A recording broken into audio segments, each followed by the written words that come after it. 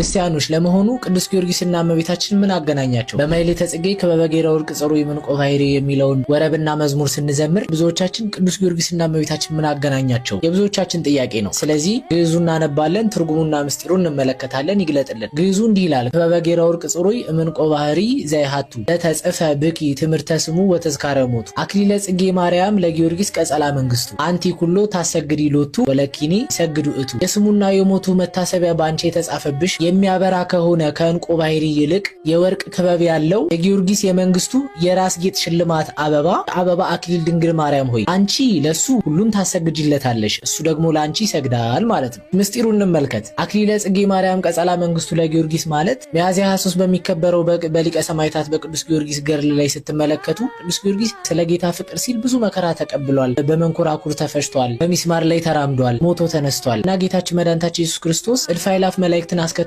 በእንቆ ባሕሪ የተሰራ ያጌጡ ሰማያዊ የሆነ ልብስን አጎናጸፈው። በመጨረሻም 7 ከዕፀ ሕይወት አበባ የተሰሩ አክሊሎችን አቀዳጀው። አክሊለ ጽጌ ማርያም ቀጸላ መንግስቱ ለጊዮርጊስ ማለት ያቺ ከዕፀ ሕይወት የተሰራች ጊዮርጊስ የተቀዳጃት የመንግስቱ አክሊል ድንግል ማርያም አንቺ ነሽ ማለት ነው። ምክንያቱም እመቤታችን በዕፀ ሕይወት ትመሰላለች፣ ዕፀ ሕይወት ሆና የሕይወት ፍሬን ተታናለችና። ለዚህ ነው ሐሙስ ውዳሴ ማርያም ላይ ስለ ሔዋን የገነት ደጅ ተዘጋ፣ ዳግመኛም ስለ ድንግል ማርያም ተከፈተልን፣ ከዕፀ ሕይወትን በላ ዘንድም አደለን ብለን የምናመሰግነው።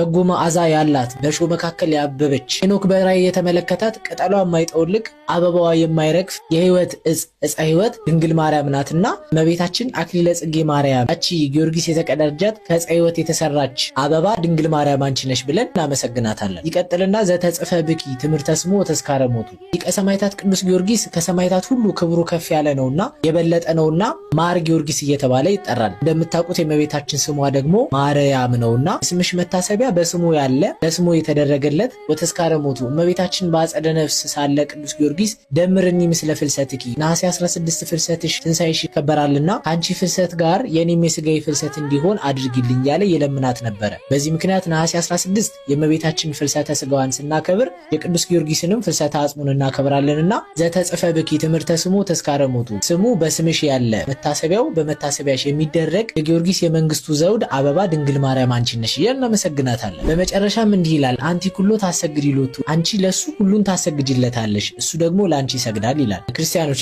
እመቤታችን ሰማዕታት እናታቸው ትባላለች። ሰማዕታት የሰማዕትነት ዋጋቸውን የምታሰጣቸው የሰማዕትነት ጽናትን የምትሰጣቸው እሷ ስለሆነች አክሊለ ሰማዕታት እመ ሰማዕታት ትባላለች። ስለዚህ ለቅዱስ ጊዮርጊስ የሰማዕትነት ዋጋውን የምታሰጭው ስለሆንሽ ለአንቺ ይሰግድልሻል።